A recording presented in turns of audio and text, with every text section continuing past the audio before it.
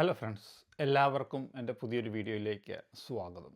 ഇസ്രായേലും അമേരിക്കയും ഒരുമിച്ച് ചേർന്ന് ഇറാനെ ആക്രമിക്കുകയും ഇറാൻ്റെ സുപ്രീം നേതാവായ ആയത്തുള്ള അലി ഖമേനിനെ വധിക്കുകയും ചെയ്തു. ഈ വാർത്ത നമ്മളിൽ പലരും അറിഞ്ഞു കാണും. US-ൻ്റെ കുറേ പട്ടാളക്കാർ ഇന്ന് മരിക്കുകയുണ്ടായി. അതുകൊണ്ട് ട്രംപ് പറഞ്ഞേക്കുന്നത് യുദ്ധം ഇനിയും അറ്റ്ലീസ്റ്റ് 4 ആഴ്ചയും കൂടെ നീളാൻ സാധ്യതയുണ്ട് എന്നാണ്. നമുക്കറിയാവുന്ന പലരും നാട്ടിലേക്കൊക്കെ പോകാൻ വേണ്ടി ടിക്കറ്റ് എടുത്ത് വെച്ചേക്കുന്നവരായിരിക്കും. നമ്മളിൽ മിക്കവരും തന്നെ ഡയറക്റ്റ് ഫ്ലൈറ്റ് ആയിരിക്കുകയല്ല ബുക്ക് ചെയ്തേക്കുന്നത്. അപ്പം കണക്ഷൻ ഫ്ലൈറ്റ് ആയിരിക്കും. അപ്പോൾ ഇതിൻ്റെ മെയിൻ ഹബ്ബ് എന്ന് പറയുമ്പോഴത്തേനും മിഡിൽ ഈസ്റ്റ് ആണ്. ഇപ്പം തന്നെ മോസ്റ്റ് ഓഫ് ദ എയർലൈൻസ് അവരുടെ ഹാഫ് ഓഫ് ദ സർവീസ് ചിലർ ഫുള്ളായിട്ട് സസ്പെൻഡ് ചെയ്ത് വെച്ചേക്കുകയാണ്. നിങ്ങൾ ഉടനെയെങ്ങാനും നാട്ടിൽ പോകാൻ വേണ്ടി ടിക്കറ്റ് എടുത്ത് വെച്ചേക്കുന്നവരാണെങ്കിൽ ഫ്ലൈറ്റിൻ്റെ സൈറ്റിൽ കയറി ഒന്ന് അപ് ടു ഡേറ്റ് കാര്യങ്ങൾ അറിഞ്ഞിരിക്കുന്നത് നല്ലതായിരിക്കും. ഏത് സമയത്തും വേണമെങ്കിൽ നമ്മുടെ ടിക്കറ്റ് ക്യാൻസൽ ചെയ്തേക്കാം. ഇറാൻ്റെ അടുത്തടുത്ത് ബോർഡർ പങ്കിടുന്ന രാജ്യങ്ങളാണ് Saudi Arabia, Kuwait, Qatar, Oman. ഇറാനിൽ നിന്നും ഇസ്രായേൽ കിടക്കുന്നത് ഏകദേശം 12,000 മൈൽ ഇപ്പുറത്താണ്. അമേരിക്ക കിടക്കുന്നതാണെങ്കിൽ 10,000 കിലോമീറ്ററിന് മുകളിലും. ഇസ്രായേലിനെ ആക്രമിക്കാനുള്ള ദൂരപരിധിയുള്ള ബാലിസ്റ്റിക് മിസൈലൊക്കെ ഉണ്ട് ഇറാൻ്റെ കയ്യിൽ. പക്ഷേ ആക്രമിക്കണമെങ്കിൽ ഇറാന് 2 രാജ്യങ്ങളെ കവർ ചെയ്യേണ്ടതുണ്ട്, ഇറാഖിനെയും ജോർദാനെയും. ഈ 2 രാജ്യങ്ങളുമായിട്ട് അത്ര നല്ല ടേംസിലല്ലതാണ്. പിന്നെ ആകെയുള്ളത് കരമാർഗം ഒരു കാരണവശാലും പറ്റില്ല. പിന്നെ ഉള്ളത് വായു, യുദ്ധവിമാനത്തിൽ പോയി മിസൈൽ പതിപ്പിക്കാനേ പറ്റുള്ളൂ. അമേരിക്കയുടെ സൈഡിലേക്ക് പിന്നെ ഒന്നും അടുക്കാനേ പറ്റുമല്ലോ. അതുകൊണ്ട് ഇറാൻ ഇതിൻ്റെ അടുത്തുള്ള ഈ മിഡിൽ ഈസ്റ്റിനെ മുഴുവൻ ആക്രമിച്ചുകൊണ്ടിരിക്കുകയാണ്. നമുക്കറിയാം, ഇന്നലെ ഇന്നുമൊക്കെ ആയിട്ട് ദുബായ് എയർപോർട്ടിൻ്റെ 1-2 ബിൽഡിങ്ങിനൊക്കെ കേടുപറ്റി 1-2 പേര് മരിക്കുകയൊക്കെ ചെയ്തു. അതുപോലെ തന്നെ കഴിഞ്ഞ പ്രാവശ്യം യുദ്ധം ഉണ്ടായപ്പോഴത്തേനും കരാറിലാക്കി നിർത്താൻ വേണ്ടി മീഡിയേറ്ററായിട്ട് പ്രവർത്തിച്ചത് ഒമാനാണ്. ഈ പ്രാവശ്യം ഒമാനും കൊടുത്ത് ഓരോ വെടിയും ഓരോ സ്ഥലത്തേക്ക് അവർ വിട്ടുകൊണ്ടിരിക്കുകയാണ്. ഇന്ന് US-ൻ്റെ കുറേ പട്ടാളക്കാർ മരിച്ചു. UKയുടെ പ്രധാന പട്ടാള ക്യാമ്പുള്ള ഒരു സ്ഥലമാണ് സൈപ്രസ്. UKയുടെ കംപ്ലീറ്റ് അധീനതയിലായിരുന്നു. അത് കഴിഞ്ഞിപ്പം അവരുടെ രാജ്യത്തിലെ ജനങ്ങൾക്ക് വിട്ടുകൊടുക്കുകയും അവരുടെ സ്വന്തമായിട്ട് ഒരു രാഷ്ട്ര പൊളിറ്റിക്സും കാര്യങ്ങളൊക്കെ ഉണ്ട്.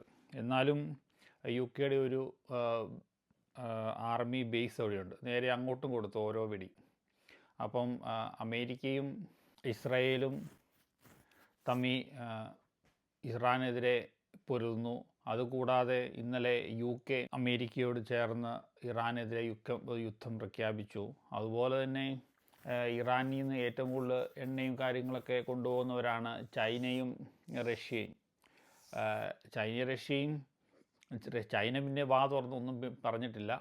റഷ്യ പുടിൻ പറഞ്ഞത് അത് ശരിക്കും ഒറ്റയടിക്ക് യുദ്ധം തുടങ്ങിയത് ശരിയായില്ല എന്നൊക്കെ പറയുന്നുണ്ട്. ഇതൊക്കെ ഇറാൻ്റെ തന്ത്രമാണ്. കാരണം ഈ മിഡിൽ ഈസ്റ്റിനെ ആക്രമിച്ചു കഴിഞ്ഞാൽ ഈ അമേരിക്കയുടെയും UKയുടെയൊക്കെ മെയിൻ സൈനിക താവളങ്ങളുണ്ട് അവിടെ. അപ്പം അതിലിട്ട് വെടിവെക്കാൻ വലിയ ദൂരവും ഇല്ല. കാരണം കൂടി വന്നു കഴിഞ്ഞാൽ 100-300 കിലോമീറ്റർ പരിധിയുള്ളൂ. നേരെ ഒരു ചെറിയ ഡ്രോൺ വിട്ടാണെങ്കിൽ പോലും കാര്യം നടത്താം. ഈ മിഡിൽ ഈസ്റ്റ് ഇപ്പം ഇപ്പം എണ്ണ കൊണ്ട് ഇത്രയും സൗദി ആയിക്കോട്ടെ, ദുബായ് ആയിക്കോട്ടെ, ഖത്തർ ആയിക്കോട്ടെ, ഒമാൻ, ഈ രാജ്യങ്ങളൊക്കെ എങ്ങനെയാണ് വളർന്നത്? നമുക്കറിയാം, ഒരു 10-70 വർഷം പുറകോട്ട് നോക്കിക്കഴിഞ്ഞാൽ തീരെ ദരിദ്ര രാജ്യങ്ങളായിരുന്നു. പിന്നെ ഈ അമേരിക്കയുടെയൊക്കെ ആധിപത്യം ഉണ്ടാവുകയും അവരവിടെ സൈനിക സംരക്ഷണം കൊടുത്തതുകൊണ്ടാണ് ഇവർക്കൊക്കെ ഇത്രയും വളരാൻ പറ്റിയത്.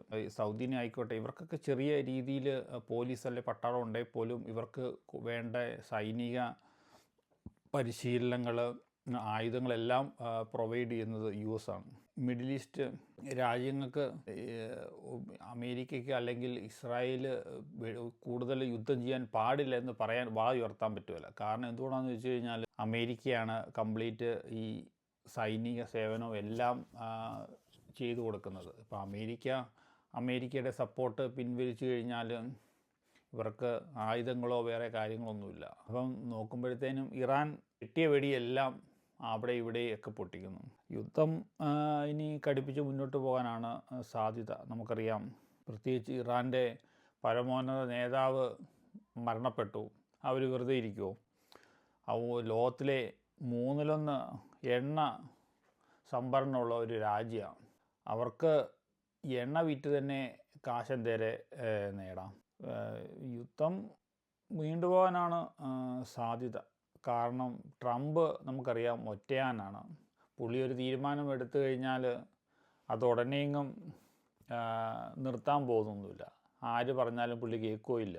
ഇന്ന് കണ്ട് ഫ്രാൻസും കൂടെ സപ്പോർട്ട് വേണമെങ്കിൽ കൊടുക്കുമെന്ന്. കാരണം മിഡിൽ ഈസ്റ്റിനെ ആക്രമിക്കുന്നതുകൊണ്ട്. പിന്നെ റഷ്യയും ചൈനയും എനിക്ക് തോന്നുന്നില്ല ഇതിലേക്ക് ഭാഗമാക്കാവുമെന്ന്. കാരണം ഇത് ഭാഗമാക്കായി കഴിഞ്ഞാൽ പിന്നെ ചിന്തിക്കേണ്ട കാര്യമില്ല. ഒരു 3ാം ലോകമഹായുദ്ധത്തിലേക്ക് പോകാൻ നല്ല സാധ്യതയുണ്ട്. അത് വരാതിരിക്കട്ടെ. നമുക്ക് എല്ലാവർക്കും ഒന്നും ചെയ്യാം.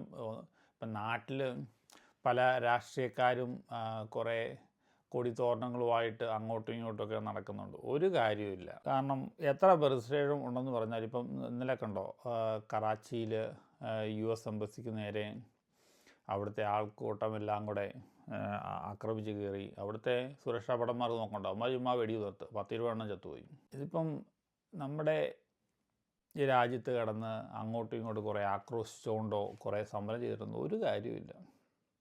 ഒന്നേ ചെയ്യാനുള്ളൂ, പ്രാർത്ഥിക്കുക. അവരുടെ ഈ പ്രത്യേകിച്ച് ഇസ്രായേൽ, അമേരിക്ക, അവരുടെ നേതാക്കന്മാരുടെ നല്ല ചിന്ത വരാനും എത്രയും പെട്ടെന്ന് യുദ്ധം അവസാനിപ്പിക്കാനും. ഇറാൻ പറഞ്ഞത് കഴിഞ്ഞ ദിവസം മാധ്യമങ്ങളകത്തൊക്കെ വന്നത്, ഇറാൻ ഒരു സന്ധിക്ക് ഒമാനെ കോണ്ടാക്റ്റ് ചെയ്തിട്ടുണ്ട്.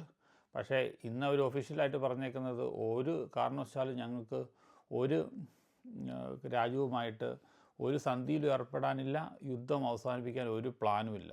എനിക്ക് തോന്നുന്നു അവർ ഈ പ്രാവശ്യം രണ്ടും കൽപ്പിച്ചാണ്. പക്ഷേ അവർ വിവരക്കേടാണ് ചെയ്യുന്നത്. ഒരു രാജ്യം ഒറ്റയ്ക്ക് നിന്ന് എത്ര നാളത്തേന് ഈ ഇത്രയും വൻകിട ശക്തികളോട് പൊരുതാൻ പറ്റും?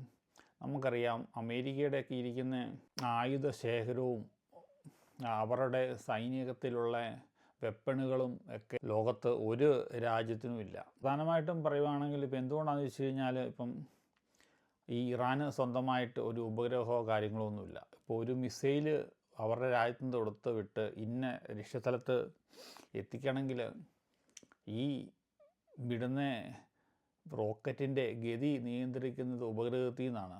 അപ്പം കറക്റ്റായിട്ട് ഉപഗ്രഹവും കാര്യങ്ങളൊന്നുമില്ല. നമുക്കറിയാം, ഈ ഗൂഗിളും കാര്യങ്ങളും എല്ലാം അമേരിക്കയുടെ രാജ്യത്തു നിന്ന് ഉണ്ടാക്കുന്നതാണ്. അപ്പം അവർ ആ സമയത്ത് ഇപ്പോൾ ഇൻ്റർനെറ്റോ അല്ലെങ്കിൽ ഈ ഉപഗ്രഹത്തിൻ്റെ സേവനമോ കാര്യങ്ങളോ ഒക്കെ നമ്മളറിയാം, എല്ലാ രാജ്യങ്ങളും ഈ ഉപഗ്രഹം വിക്ഷേപിച്ചേക്കുന്ന രാജ്യത്തിൻ്റെ ഉപഗ്രഹത്തിൽ നിന്ന് കടമെടുത്താണ് അവരുടെ ബാക്കി കാര്യങ്ങളൊക്കെ ചെയ്യുന്നത്.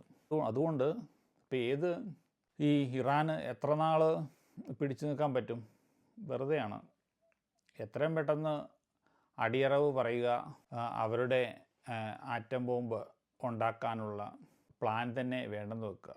അല്ലാതെ ഇവർ മരണം വരെ പോരാടുമെന്നുള്ള ഡയലോഗ് അടിച്ച് മുന്നോട്ട് പോയിക്കൊണ്ടൊന്നും ഒരു കാര്യമില്ല. വെറുതെയാണ്. പുതിയൊരു വീഡിയോയുമായിട്ട് ഇനിയും കാണാം.